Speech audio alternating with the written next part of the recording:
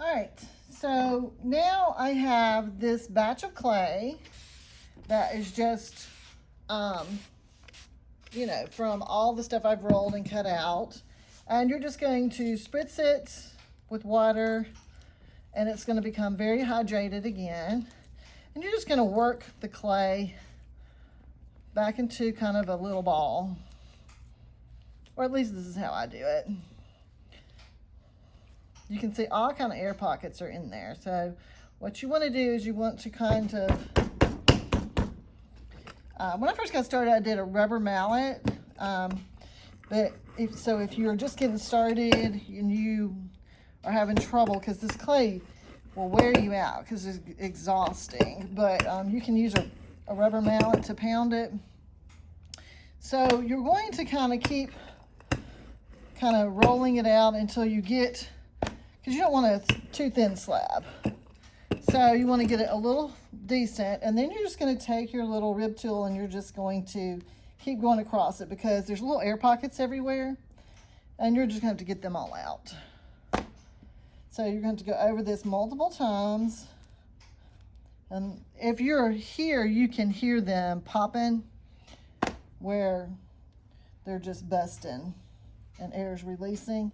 But you don't want that in your clay because it will explode in the kiln, blow everything up. All your hard work will be for nothing.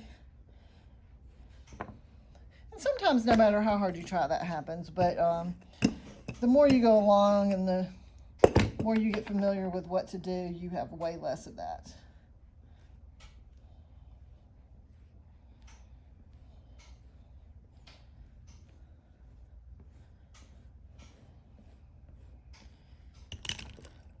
So we'll roll the first slab out, and we'll get, whatever we're working on. My son does all of the dinnerware and the bigger pieces. So usually I go back and I do the smaller stuff. And I work with Reroll a lot just because of that.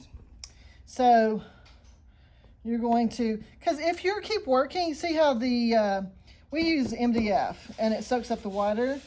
So you'll have to move your slab around a little bit, otherwise it will stick to the ground. All right, so I'm gonna show y'all something really cute we do for all the holidays. We take just larger cookie cutters.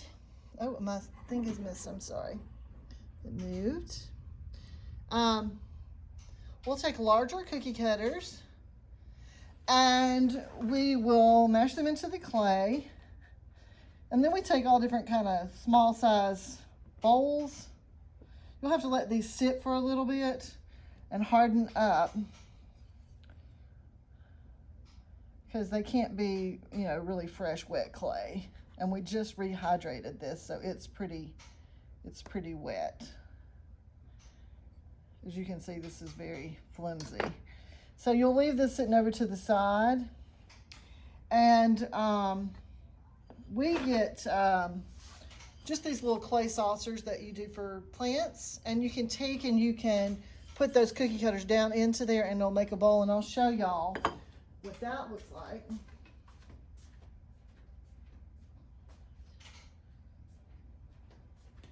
All right, so this is what it looks like in the bowl.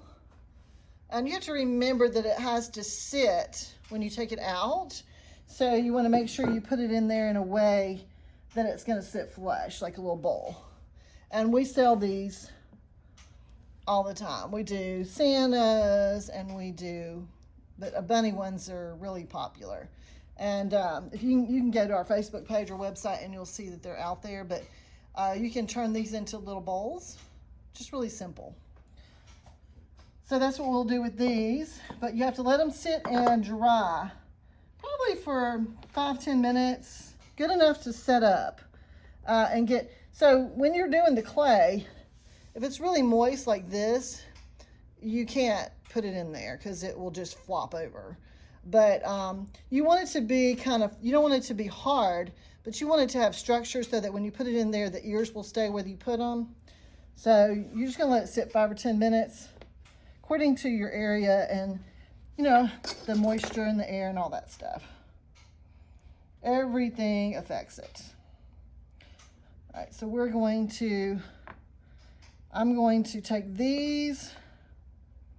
I'm going to show y'all something else I'm fixing to do. I think it'll be so cute. Oh, I wanted to show y'all this. Johnny, my son, came up with this and it works so great. So when you're doing holes in clay or any kind of clay or anything, you can take and cut a straw down to a small size. Like, see, I can tell you, it's really small. And as you're punching holes, I didn't believe it, it'll push that other clay up and out, so you never have to clean the straw. It's pretty interesting. So you have to punch a whole bunch, but I'll show y'all if I can get it to that point, because you have to do a bunch to fill it up. All right, so I'm gonna put these over to the side. Oh, I wanted to take these. I'm gonna show y'all something else you can just do as an extra little filler, in case you don't know. We do we do ornaments all year long. We sell so many. So we bought all these really cute, like little wooden in-bed things. You can get them at any craft store. So I got like these where it's just the little snowflake. And I thought it would look perfect on these little small ornaments that are round. So you're just gonna take and you're gonna press them in.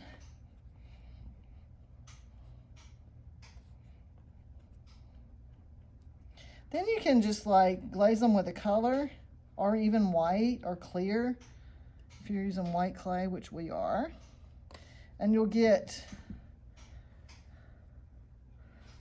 this cute little snowflake ornament.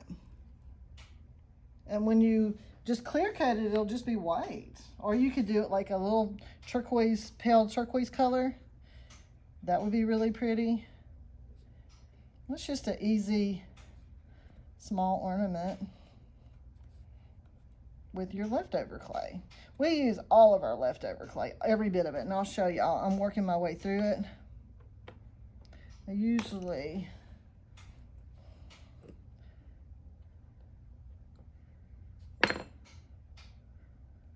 make these a little bit thicker than I did, but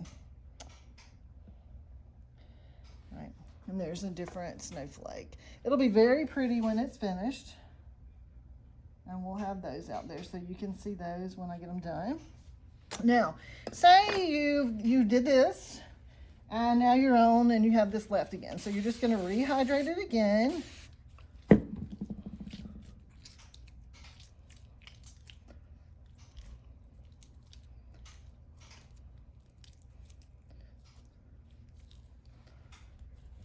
Same little process, smishing it out.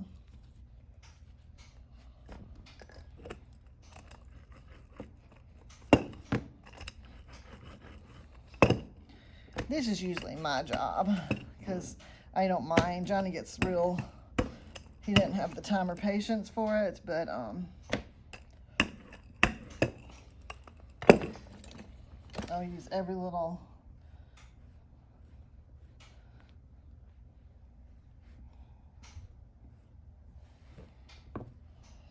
All right, so now we're down to here where, truthfully, you can only get like one of the bunnies out of this. So I'll come back, or a heart, but I'll do this bunny. And you can see that it's pretty much going to use up my whole little slab. So I'll set that over to the side to make a little bunny ball once it stiffens up a little. And then you're left with this. So now what I do when I get down to the point where it's just, there's not really a whole lot you can do with it. It's just a very small amount. So there's a lot of things I do with it. But you just take, for this one project, I'm just going to take and wad it up, roll it out.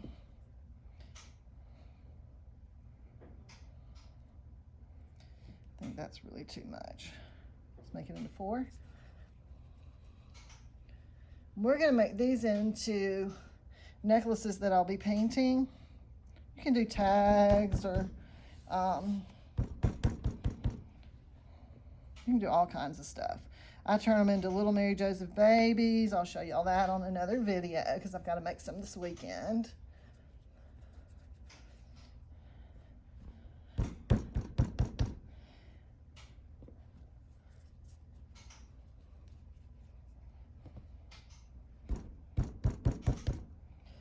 Take that. And then I'll show y'all a video where I take this once it's dried and fired. I like to paint on bisque. So I will show y'all where I have, all right, we're gonna see if maybe this will do that with the straw that I was telling y'all about, but it takes a lot. Like you can get holes in so many things. So when that happens, I will show y'all. But what virtually happens is you end up filling up, oh, it keeps moving. You end up filling up the straw on this end. So you flip over to this end and it the pressure in that straw pushes this clay out. Let me see if I got, I'll just do this slab here. So you see that clay in there, you'll be hole punching. Oh, it's gotta be able to do it. Hold on.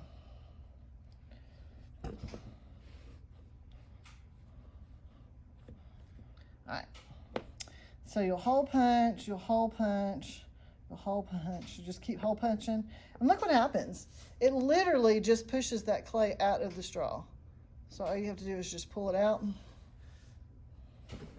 And then you'll just keep on doing it. And then all you have to do is just press the little thing and all of that just comes out. It is the neatest thing. If you do a lot of ornament making, this is the way to go. Got to cut your straws down. I wouldn't have believed it, but it does work. All right, well, that's the end of this video. I got to find a more stable thing to hold this before I can move on. All right, guys, bye.